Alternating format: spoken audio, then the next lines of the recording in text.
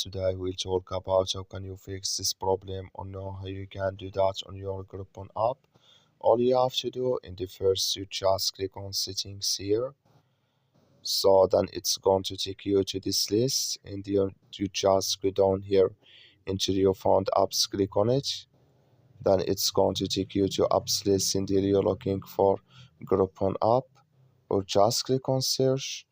Then here add Groupon, it's going to show for you like this here. You just click on it, then it's going to take you to this list. Click on for stop, click on OK. Then you go down, just click on storage. You come to storage list here, just click on clear cache. So then you go to your Play Store, just click here on Play Store here. Then here you search for Groupon, it's going to show for you like this. You will find here update, click on it, and it's going to work with you. So thank you for watching. Don't forget to support us by liking, subscribe.